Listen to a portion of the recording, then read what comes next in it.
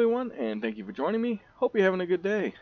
We are going to be continuing our playthrough of Ultimate General Civil War, finishing off our Maryland campaign with the Battle of Sharpsburg or Antietam Creek, depending on how you look at it. But first off, before we go into the battle, some things I realize I probably should do. We have some extra weapons laying about, such as these Harper's Ferries. We have 1,400 in the armory. And what we're going to do with that is, like, for this unit here, that has 1750, we have these weapons in the armory. We might as well use them. This is a unit I'm going to be putting rookies in for now anyway. So what we're going to do is we're just going to go ahead and bring these guys up to 2,000. I believe that's the only unit in this army. Okay, so we do have some Springfields as well. We can't put them on the Death Guard. We can't put them on the Night Lords either, or the Ward Bearers. However, Curtin here does have some room we can work with, so we are going to go ahead and give him the 242. We can actually probably, yeah, we'll have to spend a little bit of money, but we can go ahead and bring him up to 2,000 as well, just to keep bolstering our forces a little bit. I don't think there's any other guns that any of my forces, my army have. I could go ahead and give these guys some rookies, but I don't want to do that because it is my elite unit, and if we look at it, it's going to drop it pretty significantly. Their stamina, their efficiency goes down significantly, so we're not going to do that. We are going to go ahead and go to the second corps, though, because I believe there is some units in this corps we can actually fill out a little bit more as well. Yeah, so these guys have Loren, so we can bring these guys up because we have some in the armory to play with. We can bring these guys up, we can bring these guys up as well.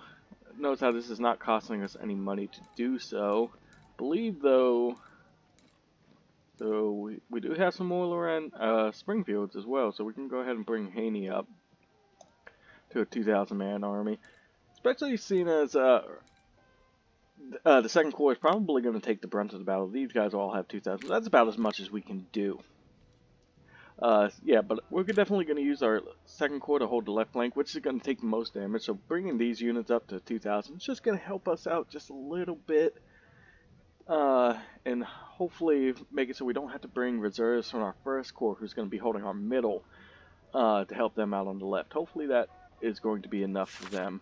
So yeah, we're moving on to the Battle of Antietam. The Battle of Antietam, to this day, remains the bloodiest battle of the in American military history. In fact, more people died at Antietam than like D-Day and like Pearl Harbor combined, a lot more. So it remains the bloodiest day in single day in American history.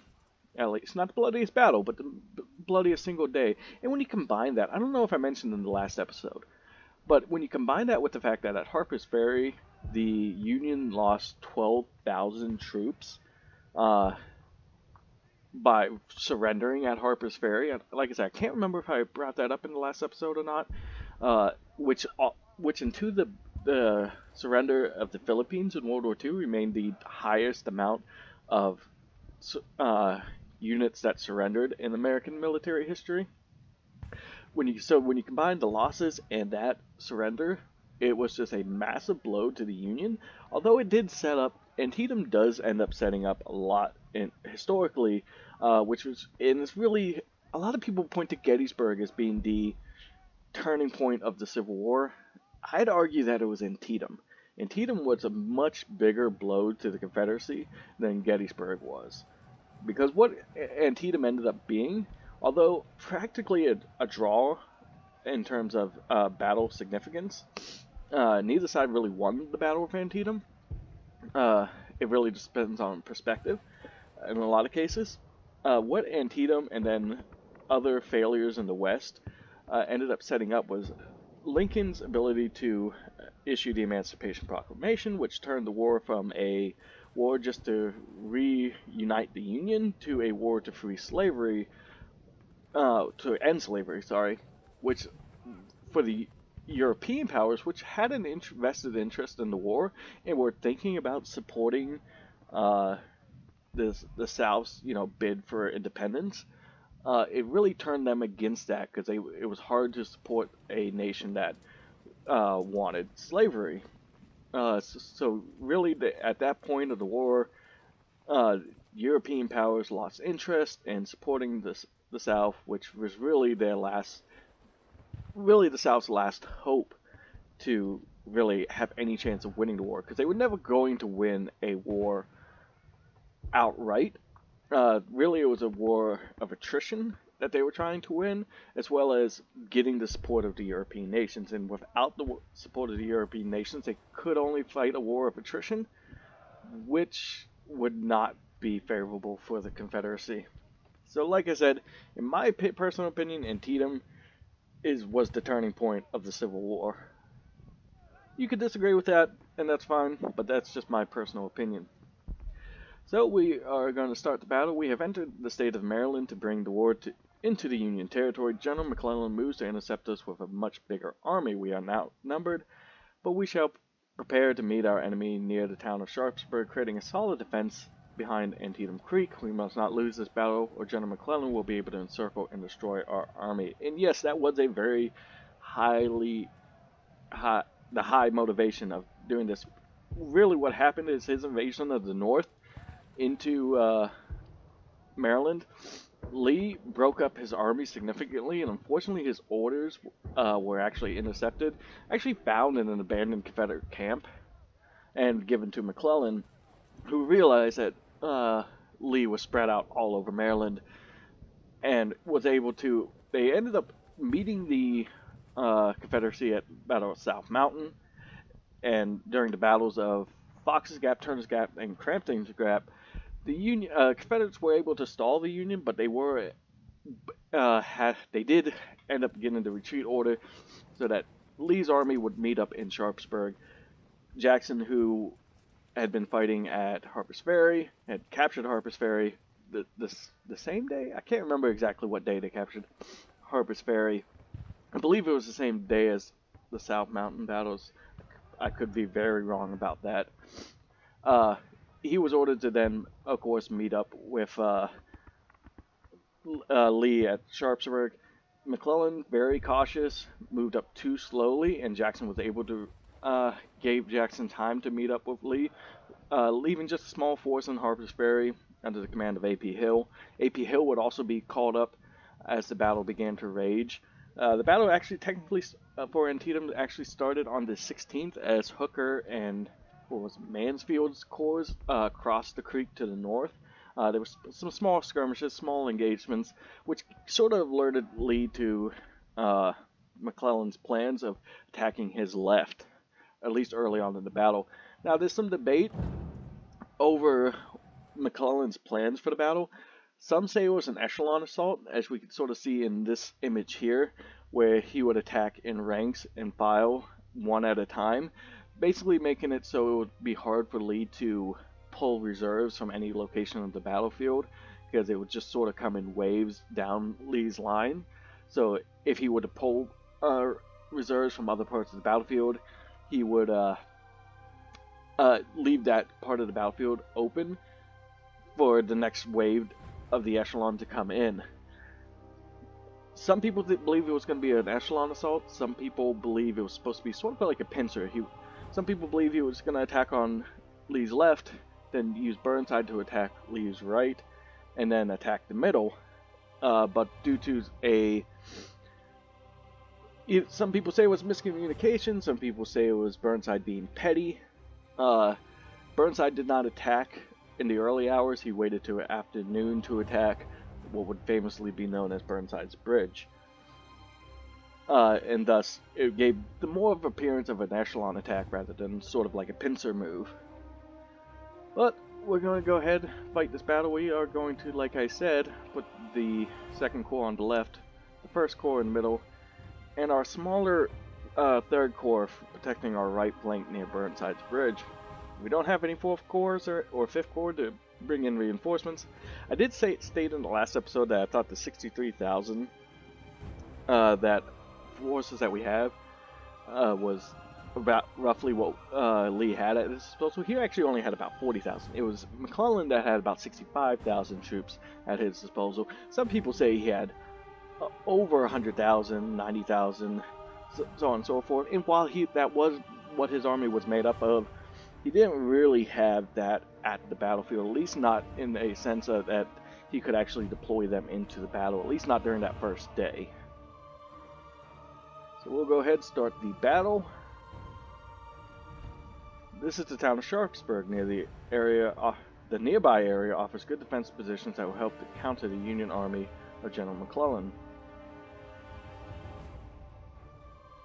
Antietam Creek on the east helps us defend our right flank.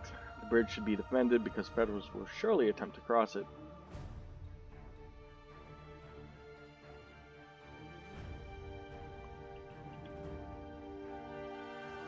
The river has several other possible passages, but we do not have enough men to guard them all. Which is true. Lee set up his positions on the hills overlooking the creek, not so much trying to defend the passages themselves. We expect the main bulk of the Union army to arrive from the valley situated at the north of the town. Oddly worded. We must guard our left flank at Nicodemus Hill. We should also place most of our infantry in these woods that provide good protection from enemy fire. Our line will extend eastwards. Sorry, I'm dealing with summer allergies too, so I apologize if you hear some sniffling. Up to this location along the sunken road. From here we can dominate the river, crossing to the east.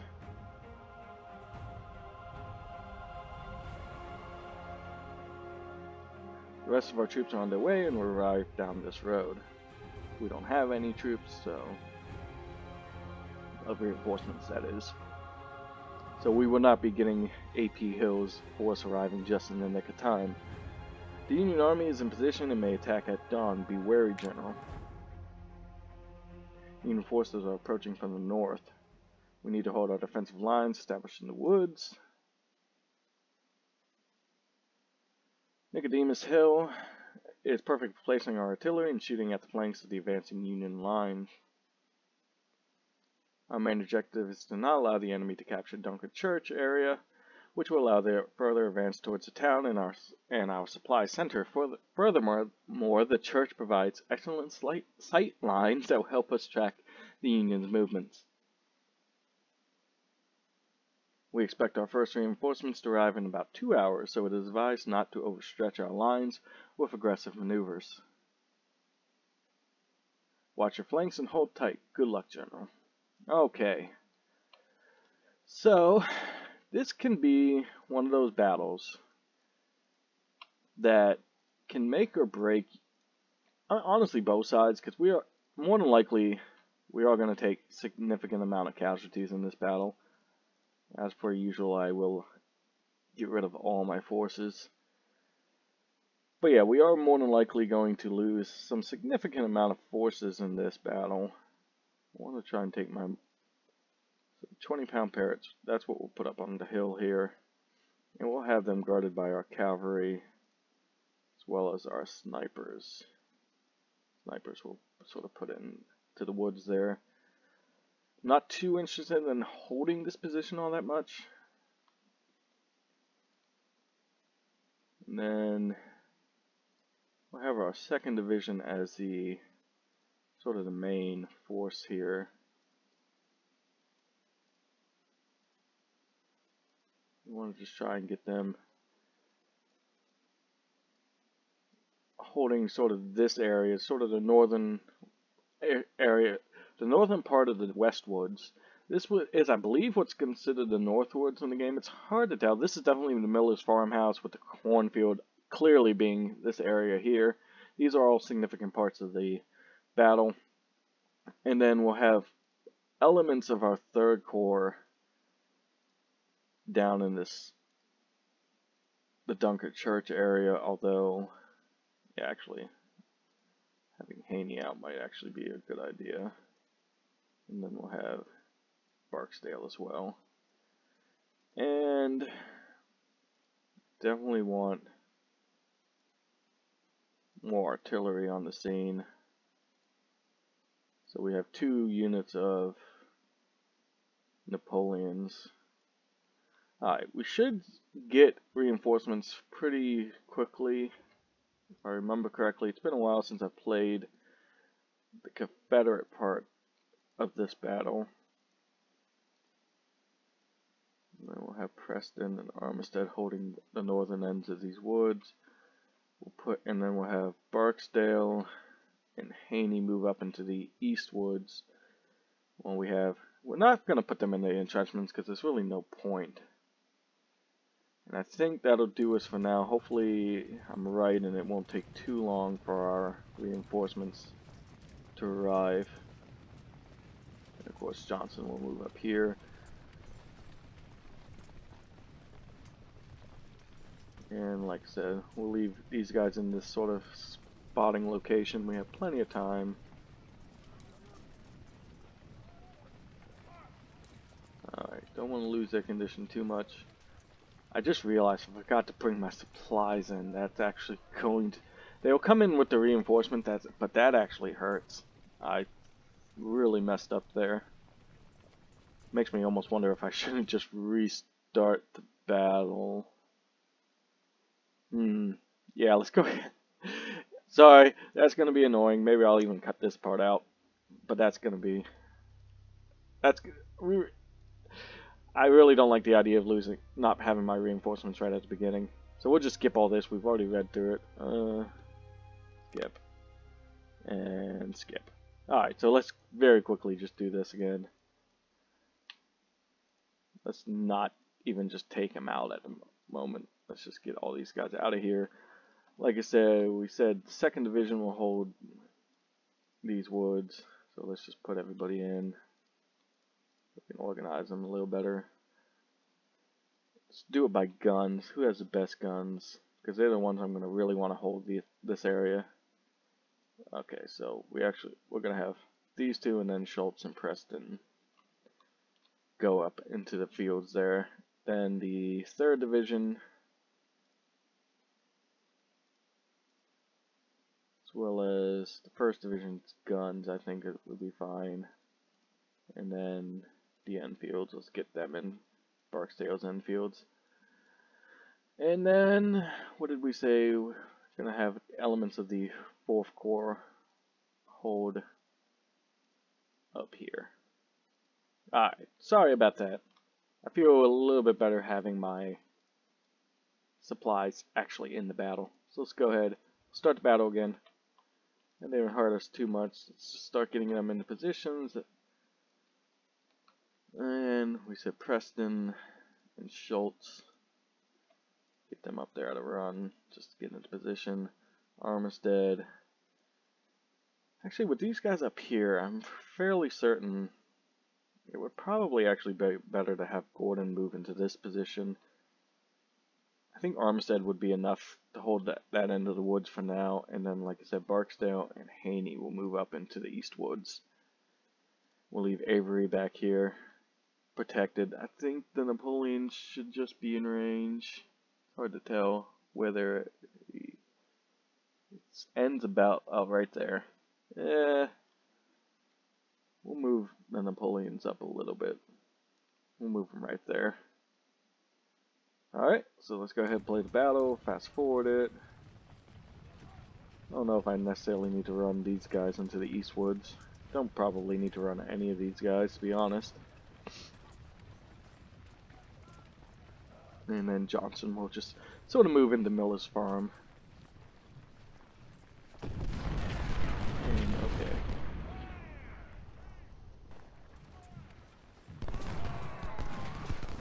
Sending up their skirmishers first. They are sending the Iron Brigade this way.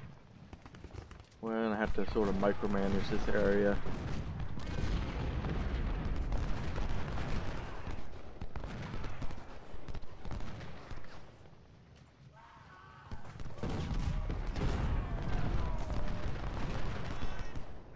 Them out of range. Not too worried about skirmishers at the moment, more worried about my snipers. So like I said, we're going to keep an eye on Gibson's Iron Brigade.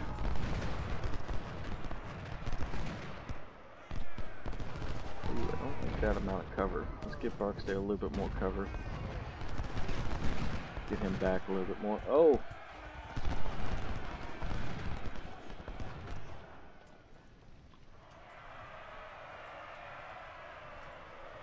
Charge with the Iron Brigade.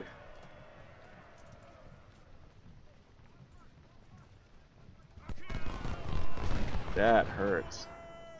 Was not expecting them to be so aggressive. Thankfully, we only lost about 9 men.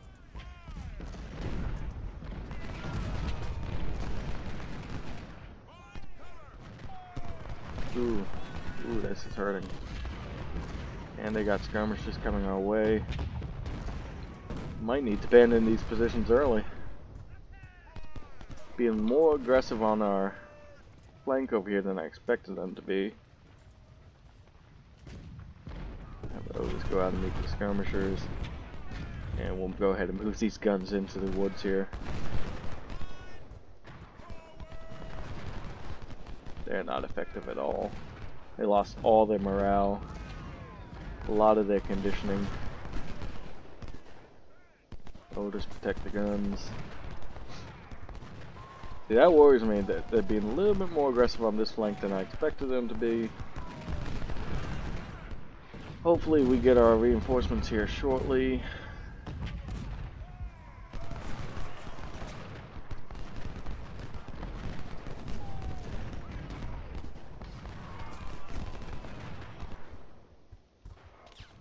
That way we can put some troops up into this area. We really don't have too much. I really focus more on this woods. Probably should have left Gordon. So yeah, we'll go ahead. As much as I would rather give these guys some reinforcement fire, I think moving Gordon into these woods is probably the best bet right now with the Iron Brigade threatening us. Alright, we got time.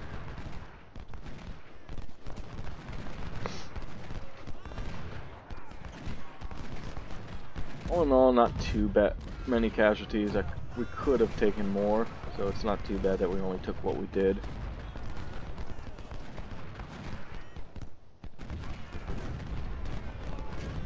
They are shifting more forces to our left here. Probably need these guns back some.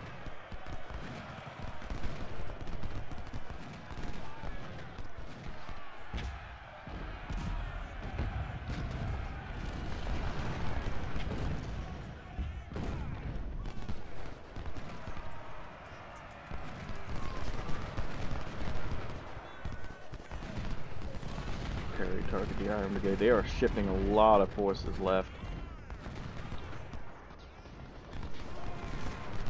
We need those reinforcements.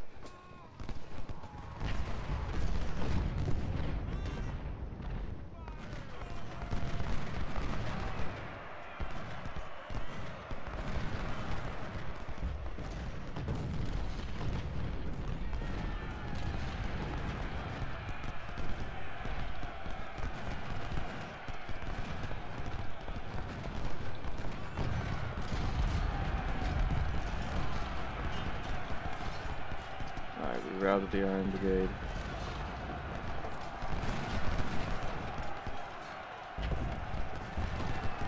Ooh, good fire by Perry.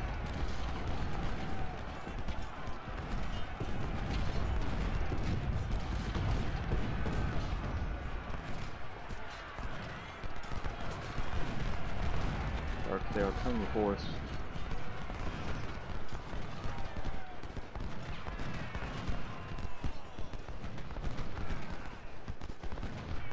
Okay, we're starting to get some reinforcements. Let's pause.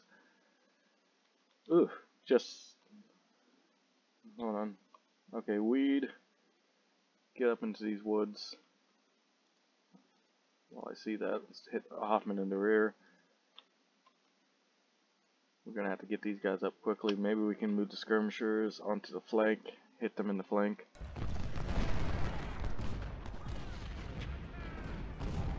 Bass.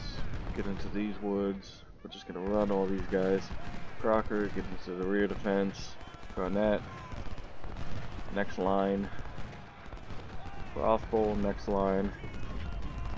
What else we got? We got Tidball coming up with some more guns.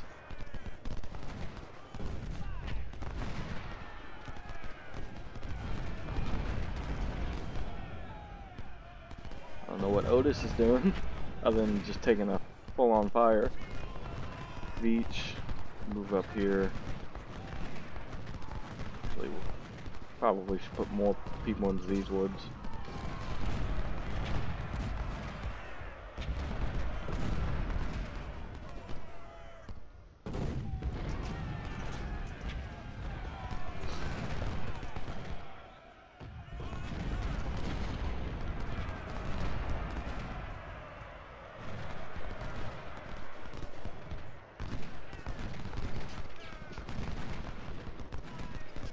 Alright, Weed is up here, so let's get Terry back.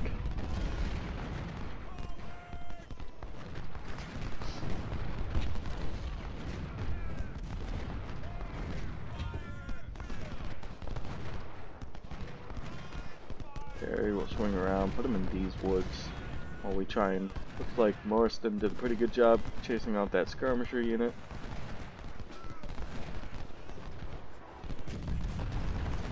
Ransom, we're actually going to move. He's going to support our forces in the east woods now that we've sort of beat them back. Put Otis and Marston in these woods here. Kidball is our other Napoleon guns, yep.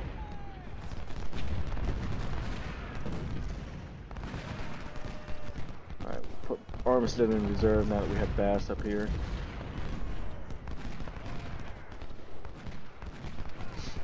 See if we can't resupply. Actually, let's do a one. No, that's not what I wanted. Resupply these guys, and then cut down. Resupply Avery.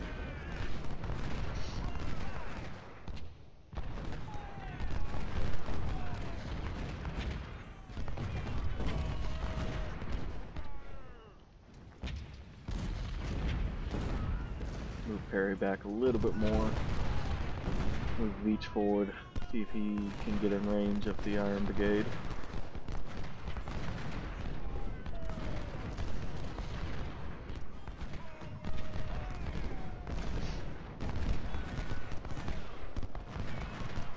Bass has been wounded, so they are now leaderless, so let's move Johnson overload now that they've stopped pressing our middle. They're not doing too bad, but a little bit of morale boost probably wouldn't hurt. For Barksdale, that is. Alright, Garnett. The only one we're waiting for is Crocker to get in position.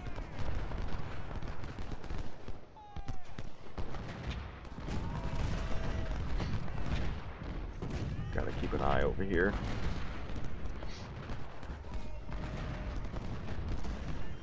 Alright, we got our reinforcements just in the nick of time, it looks like. Alright, let's get these guys back over. Let's get Johnson over here to...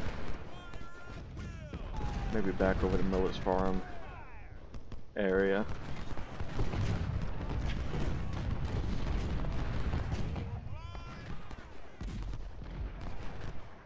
Perry, he's unseen at the moment, so maybe we can keep pouring some fire onto them.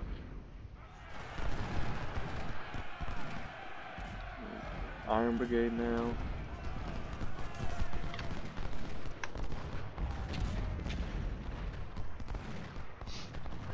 Looks like we repulsed their initial assaults pretty well. But keep in mind, these are just the initial assaults, and we now have our entire Second Corps on the field.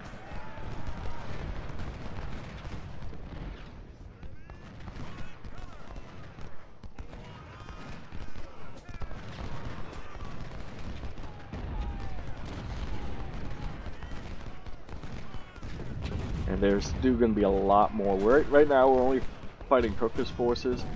I'm not sure if Mansfield's forces are here just yet, but we're also going to be getting Sedgwick's forces coming around here soon.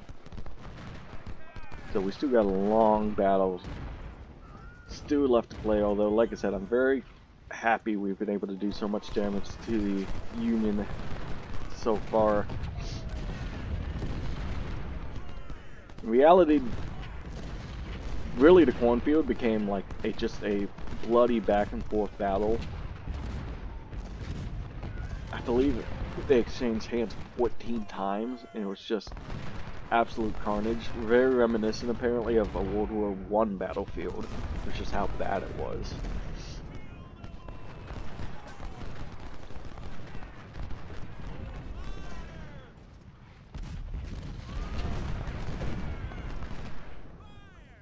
Alright, let's move Kershaw this way.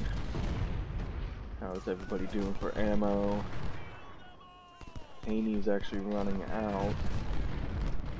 Armistead's okay. Bass is running low. Gordon, not too bad.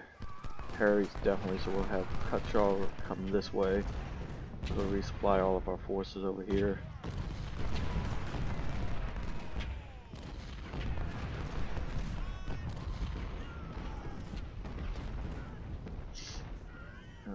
Yeah, Perry's running low on ammo. Everybody else seems to be pretty good. Terry is also running low on ammo.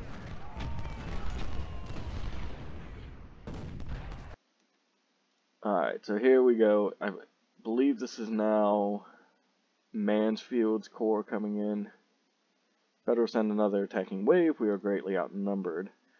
General Dunkerchurch must be held, or else our left flank will certainly collapse.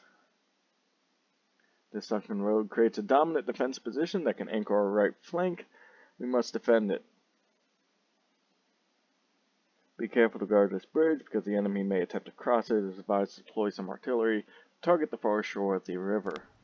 Alright, so what we're going to do, we're going to pause. Let's see how my first corps is divided. So, we'll use the third corps, because they're the ones pretty much right there anyway, to defend this shoreline, or this area here. We kind of want to bring them in fairly close. Who's the other one? And where's mine? Ward Eater, Sam's, Pickett. I've already moved, so that means Field. Field's the one. We'll keep him in reserves. Ward Eaters will put up in these woods. And then we're going to use elements of the 4th Corps as well to have the skirmishers hold a little farm there. And then my snipers, I'll actually put in this woods over here. If there is going to be a significant amount of forces, a lot of cavalry that's going to come riding across that bridge. Now, the 1st Division, we're going to have holding the positions that we have over here. 2nd Division, we're going to try and use them to support some of what's going on this side. For now, at least. So what I think I'll do, I think I'll use the Word Bearers and the Iron Legion up on this road to support the new coming corps. And then the other parts of this division, Curtin and who's this one? Kemper, I think we'll go ahead and put into these areas up here. If we can get up there in time, that is. We want to try and keep them as far away from the sunken road for as long as possible. And then Gavin, we're actually going to bring them this way. I believe that's everybody. Let's go ahead and play, see how things start working out. I'm not going to rearrange the 1st Division just yet until I see who's all moving, because I'm pretty sure I moved the entirety of the 1st, or 2nd, 3rd, and 4th Divisions. I believe they're on the move. We got Gibson, Dark Angels, and the Night Lords all still remaining back here. They move up the artillery. We'll move these guys a little bit closer. Don't think they really need artillery up here just yet. Dark Angels we'll keep in reserve, I guess. And we'll keep, of course, my general will move down here just because this is probably where we're going to see most of the combat, at least out of my 1st Corps.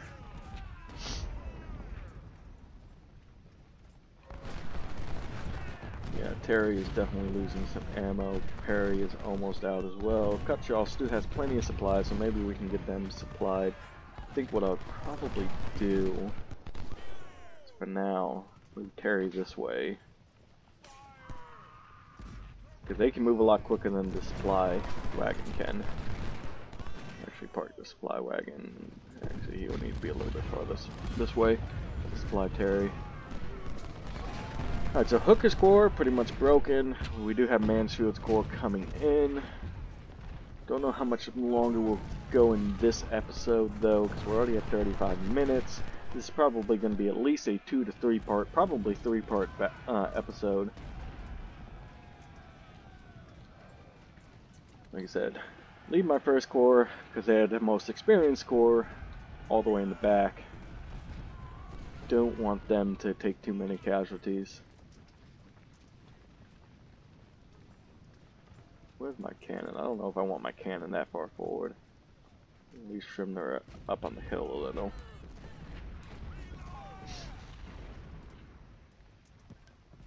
This is sort of where you can sort of game the game, sort of make it more difficult for the computer. Because like I said, the computer's just going to keep trying to cross this bridge. We can do fairly a good amount of casualties as they try and do that. Alright, so as you can see, Mansfield's corps is coming in. Like I said, I wanted to try and put some of my 2nd Division up into these woods just to act as sort of a buffer. So far, so good. Okay, Terry's being resupplied. It's out of range at the moment. I can actually see all of our cavalry down here. That's fine, because it looks like they're bracing their units over here to respond to any sort of cavalry, which means they're not putting them into battle, which is fine by me. Move these guys up. They'll just be in reserves. In fact, I might actually put the Iron Warriors on this side. I think the Iron Warriors are the 1st Brigade, though. Yeah, so we're actually sort of play around, use them as a reserve unit. Ward Bearers are sort of the just sort of support unit that just happened to get a 2nd star. Oh, just please come in range. I don't know. One good volley would probably take out that unit right there. Schultz and Preston have held that front line in the cornfield pretty well so far. Barksdale as well, he's taken a lot of casualties, but he has held. Haney's actually been doing quite a good job when you consider how many casualties he's taken. Also, they definitely have. See if we can get them into these fields and cornfields. Curtin can't even be seen, so we might move him forward to the edge of the woods so we can hopefully see Emperor. He's taking fire from some artillery down there, but now he's unseen, so which is good. It's good. Let's hold them right there.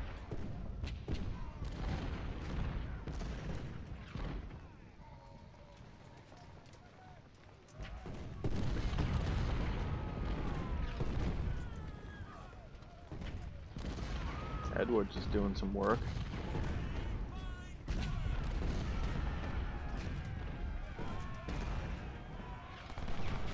Tidball and Avery, not so much. But they're getting aggressive. They're going after my cavalry now. So we're just going to go ahead and get them out of this location. Put them up on these woods. Or does she go this way? Get away from that charging infantry.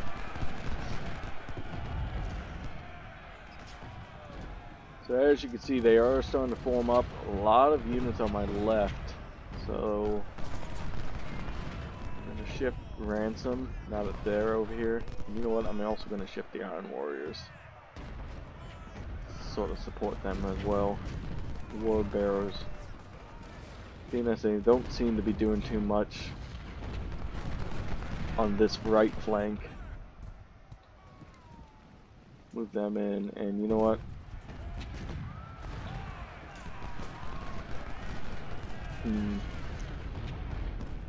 Much is gonna hurt because then they're gonna have to travel all this way. We're gonna move Curtin and Kemper down this road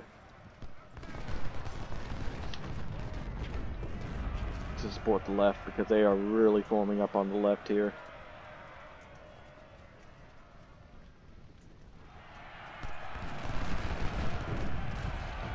Get Terry out of there.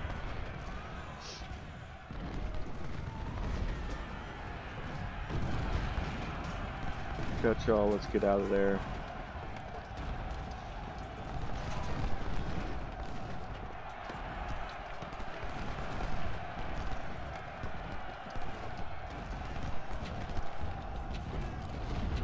opportunity to take out a brigade right here.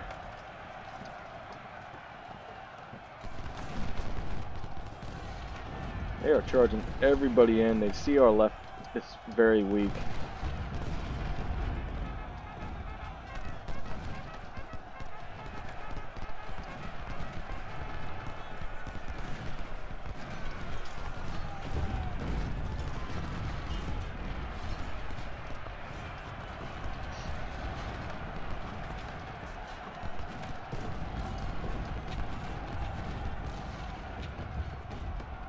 There we go. That's a good use of cavalry right there, I think.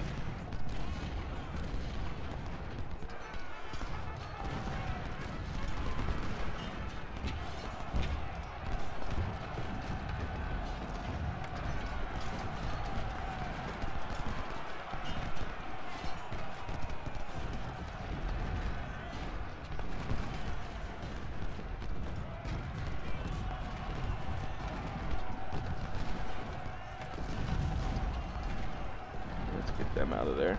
We don't want to go up against them. And here comes the cavalry on our left, or right, sorry.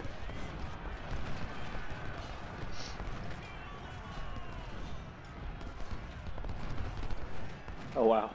I was about to say, what happened to my...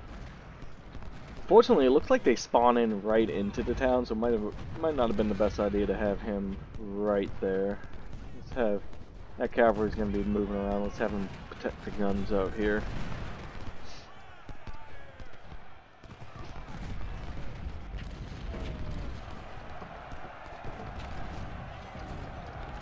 Alright, we broke... What did we... I know we broke one of the corps over here. I mean, brigades over here. Terry, get back out of there.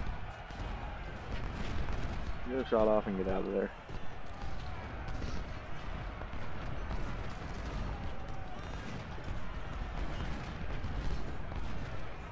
No, we totally destroyed one. We broke another one. I think that was Anderson.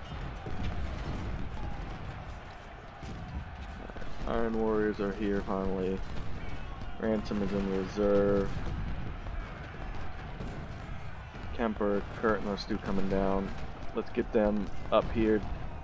We're starting to break here in the front. Our front line is broken. Cavalry is in our rear, that's unfortunate.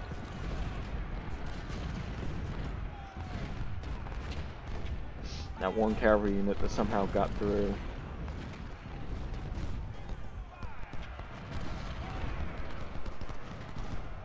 Alright. So Preston is now spent, Schultz is now spent, we've lost our front line. So let's go ahead and move Barksdale back. Kemper, like I said, we're moving Kemper up.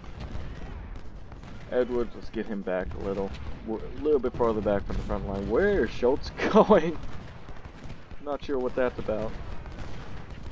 Let's give Johnson some cover. Schultz, let's have you sort of just go into reserve up in the North Woods.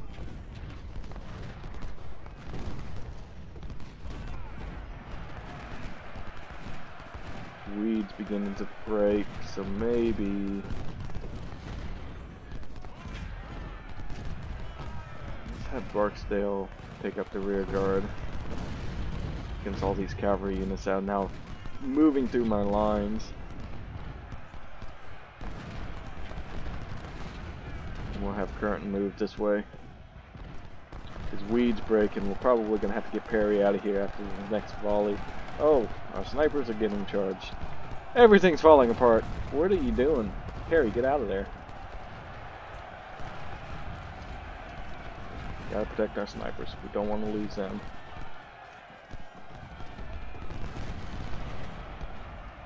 Terry might be spent after that one. Have him get out of there. Alright, we were able to protect him. Weed is broken. Perry, get out of there. Moving back to this farmhouse. Warriors move up.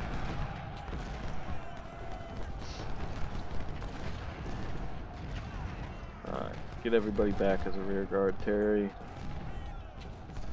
move him all the way this way. Preston, with that cavalry moving around, I think I want to put him here. Schultz still has a pretty good amount of his force left. Beach, I'm not sure what he's doing.